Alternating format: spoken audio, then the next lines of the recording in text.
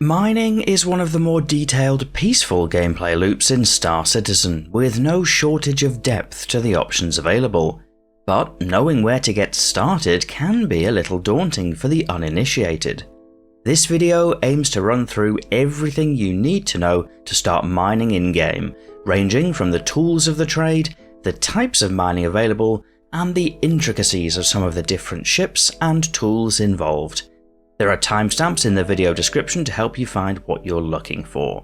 If you're new here, I'm Forrester, and this YouTube channel is all about giving you useful or interesting videos around simulation type games, including Star Citizen. And if this sort of video is helpful, you might like to subscribe to the channel so that YouTube knows to show you more videos like this in future. To begin with, there are two types of mining in Star Citizen as of patch 3.23. The first we'll call hand mining, although there are also small vehicles that can do this. And the second we'll call ore mining, which involves ships.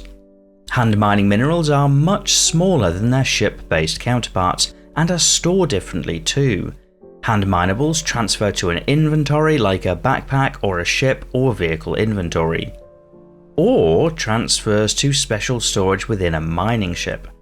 Whilst the methods covered in the rest of this video are similar for each, they are completely different mining loops, so you can't realistically mine one with the tools for the other. So before heading out, you ought to decide what type of mining you'll be doing on that trip and gear up accordingly. Gearing up for mining will therefore depend on whether you're going for hand mining or ship mining. For hand mining, you'll need a mining cutter and some storage, like a backpack.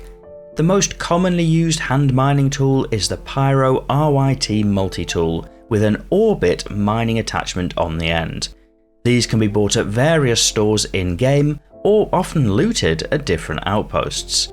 Alternatively, a Greycat rock mining rover combines storage with a cutting beam, and so all you'd need would be that plus a spacesuit. There's also a Greycat rock DS mining rover, but it's a really bad experience, so will be ignored for the purposes of this guide.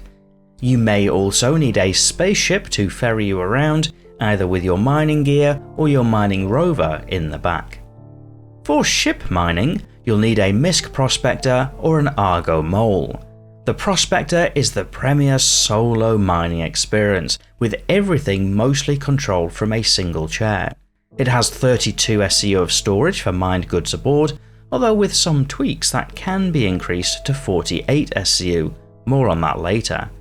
It can break small to medium sized rocks. The Argo Mole is a multi-crew mining ship designed for a crew of up to 4. It is possible to operate solo, but that will involve a lot of moving around the ship. It has 96 SCUs of storage for mined goods aboard and can break medium to large size rocks depending on your crew count and upgrades. The Prospector is also rentable from refinery deck locations, which can be a good way to try out the gameplay to decide if it's something you'd like to explore further. It can also be helpful to tweak some keybinds before getting started. Exactly what you want to change probably depends on your precise control setup, but generally speaking, for stick users, then mapping buttons to activate the mining laser and swap to extraction mode can be a good starting point. If you're fortunate enough to have a spare axis available to you, binding the mining laser intensity to an axis can be a big help.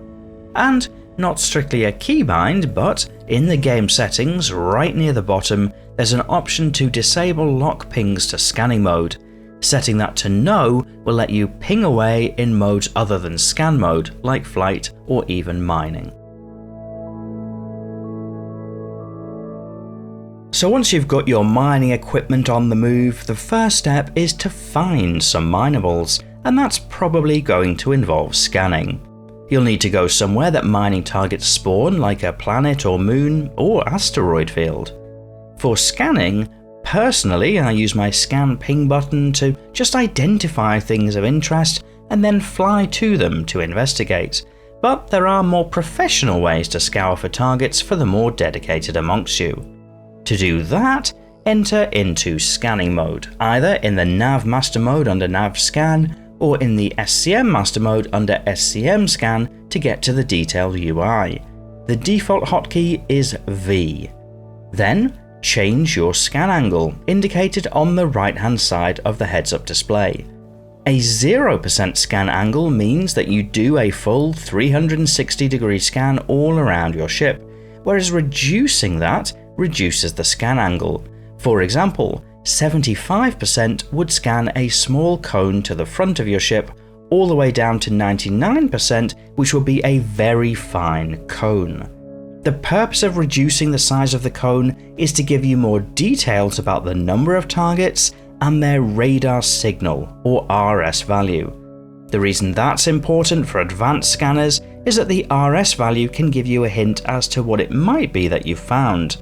Different types of mineable and rocks have different RS values, so with a little logical deduction, it's often possible to estimate what might be contained to work out whether to fly there. To find a list of current RS values, a mining RS chart like those found on SC Mining Mom might be a good starting point. To scan in-game, whilst in scanning mode, simply set your scan angle as desired, by default with the mouse wheel, and press the scanning ping button, which defaults to tab. This will highlight targets of interest, and ultimately you can decide whether to fly to it and investigate further. Once you've found something that you want to fly to, you'll need to get close enough to find more information. You can often tell visually what type of rock you've found, with a colour of a hand mining denoting the contents, or the visual appearance of an ore deposit suggesting what type of rock it is. But inevitably, if you're looking to mine the contents, you might want to get a more detailed scan. This works best in a prospector when entering mining mode with the M key, and that can give a lot of information simply by hovering the mining laser over a rock. But in other ships you can do this from scanning mode by left clicking on the rock you'd like to scan. You'll need to hold your ship still over the target whilst the information comes in, and often need to be close, within say 150 meters, to get scan information. The scan information will tell you a lot about whether it's worth mining.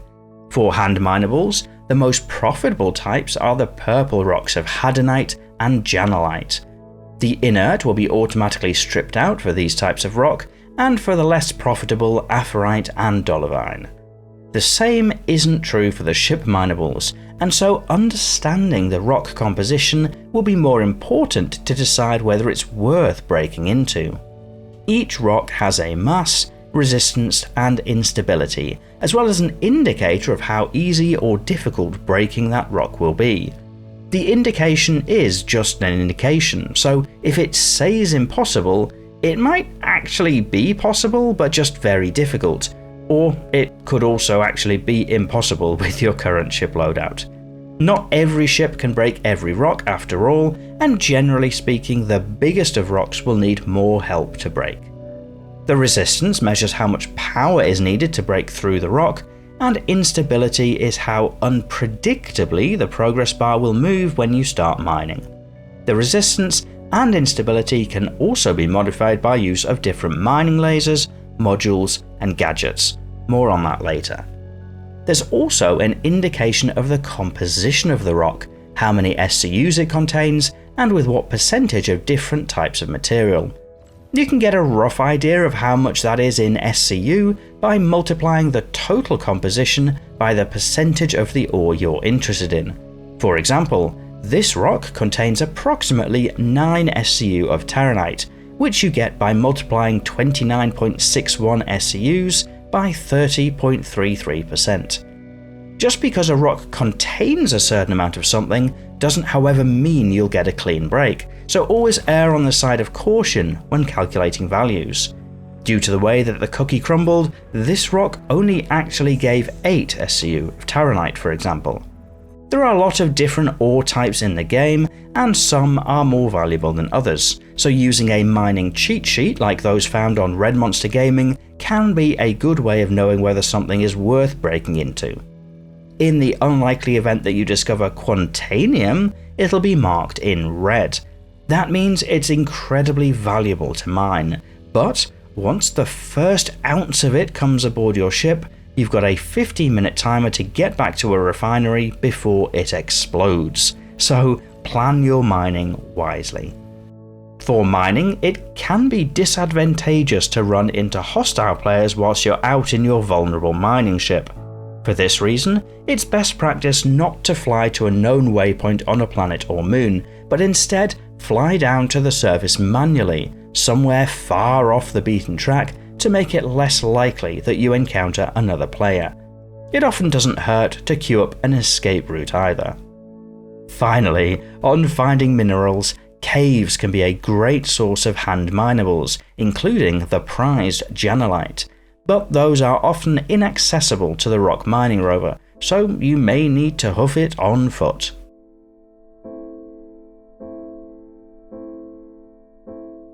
In terms of mining itself, the first process is almost identical no matter what type of mining you're doing, although the UI might be a little different. With a hand mining tool, right-click to show the interface. In a mining rover or ship, press your mining key, by default M, to enter into mining mode. If you're in a ship, you'll need to be in SCM master mode to be able to access it. First, check that you're in fracture mode, and if not, switch to it with the right mouse button. The mining user interface consists of two semicircles. The first on the left is a distance indicator showing how close you are to your current mining target. Your mining target is simply whatever your mining laser is currently pointed at. There's a green bar which shows your optimal window with a marker for the most optimal. The bar below that would be for being out of range, and the red bar above is a warning that you may be a little too close. Generally speaking, you usually want to be at the optimal range, so move your ship or vehicle until you're there. The right-hand portion of the wheel is your mining power indicator. This measures the amount of energy within the rock and increases as you use your laser. You want to increase this to the green part, which charges the rock to break it. If you overpower the rock, you enter into the red part, which charges in a similar way, but makes the rock explode as it breaks, which can cause damage or death to you and your ship. So the mechanic is to charge the rock into the green zone and keep it there. The primary way you do that is with your mining laser intensity, where you can modulate the amount of power going through your mining laser. Note, this does have a minimum value, which changes depending on the mining laser you have equipped, so whenever your laser is firing, you'll be putting at least some power into the rock. To fire the mining laser, press the left mouse button, and to change the mining laser intensity, use left alt and mouse wheel. Once your mining laser is firing, any buffs you have on it, such as reducing instability or increasing resistance, get applied to the rock you're firing at. So you may see some subtle changes in the optimal or overcharge window as soon as your laser is on. These disappear if you switch your laser off. The suggested approach here is to keep modulating your laser power even just a little bit, mostly because it'll warn you if there's a server lag spike, as the indicator will stop moving. That's your cue to cut the laser or back off, as with many other gameplay loops, a lag spike can be deadly. You'll probably start on high or maximum power, and then as you get into the green optimal zone, feather the power down just to keep it in the zone. Some rocks will have a larger green zone than others, reflecting different levels of challenge for different rock types. And rocks with high instability will have much more random jumps up and down on the charge bar as you apply the laser. This is all part of what makes mining a more active gameplay loop. Once your rock completes the mini bar in the green zone, it'll break into smaller chunks, and that's where gameplay diverges for hand mining versus ore mining. For hand mining at this point, it may well be time to pick up those chunks, which is done with the interaction key defaulting to F. For a rock mining rover or a mining ship, you may need to break up the rocks further, just repeat the previous steps. You can tell by the colour outline of the rock. If it's yellow, it needs another break. If it's purple, it's ready for extraction.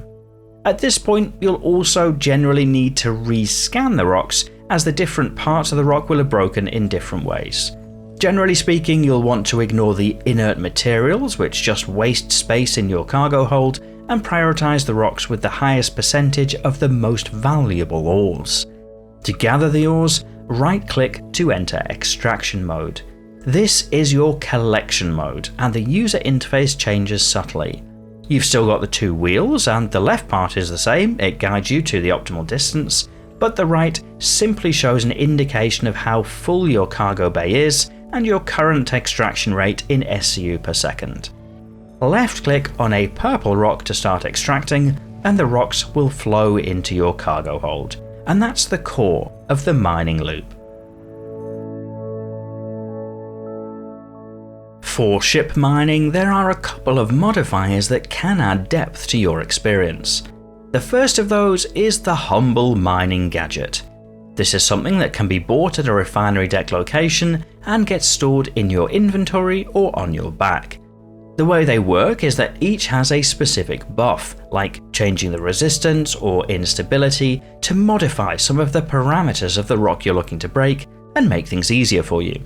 It's possible to stack multiple different types of gadget on the same rock, although for all of the buffs provided by each gadget, there are also negatives, which create a trade-off, so placing more than one might not always be ideal. Once you've placed the gadget on the rock, you interact with it to do another minigame. This involves moving 3 sliders to get to the optimum waveform to be able to activate the gadget. It takes a little bit of trial and error, but you get used to it. After you've engaged a gadget, when you head back to your ship, you'll see an icon on the mining display to indicate that your buff is active. Once you've broken the rock, don't forget to go back and pick up your gadget. A word of warning, however, using a lot of gadgets or exploding the rock you're breaking or hitting the gadget with the mining beam can mean that you lose it, which makes for a very expensive experience. It also adds time to the process of mining to use a gadget, as you'll need to leave your ship and physically go to the rock to place it. So it's probably more of an edge case where something is on the cusp of possibility and it's a good rock. Remember, your ship has an internal storage inventory, which means you can carry a variety of gadgets to suit your needs and bring them out when required. The second modifier available for ship mining is the mining module.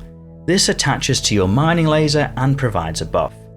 The mining modules come in 2 flavors, active and passive. Passive modules take effect whenever your laser is firing and serve as a modifier to all of your mining activity. Active modules, as the name might suggest, have to be specifically activated by the miner and give a short and specific boost, often with a limited number of uses before they need to be replaced. Not all mining lasers can equip modules, and some mining lasers can equip more than one, so optimizing your ship loadout before you leave will be important. Unlike gadgets, mining modules need to be equipped in the hangar and can't realistically be changed on the fly, although if you bought a tractor beam and a bold attitude, you might give it a try. The hotkeys for activating active mining modules are left alt and 1, 2, or 3, depending on which slot you're activating. As discussed, there are different lasers too that can be equipped, which carry different properties or different number of module slots. This only applies to the Prospector or Mole, with the Prospector having size 1 mining lasers and the Mole a choice of size 2. Some of the differences between lasers might be in the power, the instability, a modifier on inert materials, and such like. You can often find a comparison of different mining lasers at some of the resource websites discussed later in this video. Finally, and specifically for the Prospector, it can be useful to change the saddlebags equipped. The Argo saddlebags carry 12 SCU of ore, whereas the MISC bags, which are stock on the Prospector, only carry 8. By replacing the bags on the Prospector, the total ore storage aboard increases from 32 to 48 SCU, so it's often a worthwhile upgrade. Replacement bags can be lifted off an Argo Mole, or more recently, bought from a refinery deck location and some other stores in-game. To change them, you'll need to use a tractor beam on the ship and physically swap them over. After you've mined and extracted your ore, it'll need to be sold. That'll happen in two different ways depending on whether you've used hand mining or a rock, or ship mining. For hand or rock mining, you'll need to go to a location that buys your gemstones, like an admin office or a dedicated mining outpost such as Keybinds mining facility. There, you sell the gemstones much as you would sell any other resource. For shipped mined resources, you'll need to go to a refinery deck, like the ones at many of the L1 Lagrange points. At the refinery deck, you can either sell the raw ore straight for cash, or you can refine it. To dump the ore, there's a special terminal which will buy it from you, and once sold, your mining ship is empty and available for use again. To refine it, you'll need to go to the other terminal, and you'll also need some credits to pay for the refinement. Once opening the terminal and pressing begin, select your ship from the available list. Then click to set up a work order. Select the materials you wish to refine, usually that'll be all of them, with a little toggle button next to each. You'll then also need to select a refinement method. There are various trade-offs for each which you can research in full, but generally it's a different space on the triangle between cost, yield, and time. My preferred methods would be the Dinux solvanation for high yield and low cost but with a long timer, or Ferron exchange if you're in a rush, where there's a high yield but medium cost and medium time.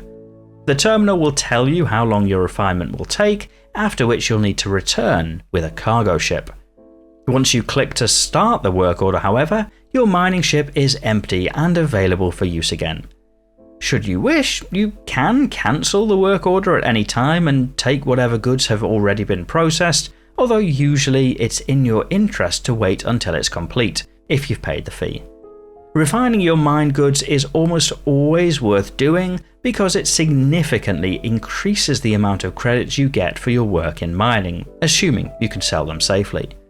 To sell your refined goods, after your work order has completed, take a cargo ship with enough storage aboard to the refinery deck and select that in your storage option before clicking to collect. If you don't have a cargo ship, the rentable Cutlass Black is usually a great choice, as you can rent it from the cargo deck and the capacity closely aligns to a fully modified prospector for a single haul. Once you've loaded your refined goods aboard, you sell the materials as you might sell other traded goods, for example at a TDD location on major planets. A couple of minor words on refineries. Firstly, if the game patches for whatever reason, usually refinery jobs do not survive the patch, so if you're expecting a game patch imminently, it might be worth using a shorter job, or perhaps even selling the ore directly. Secondly, different refineries have different modifiers for different types of materials. For example, Magnus Jump Point is great for Quantanium.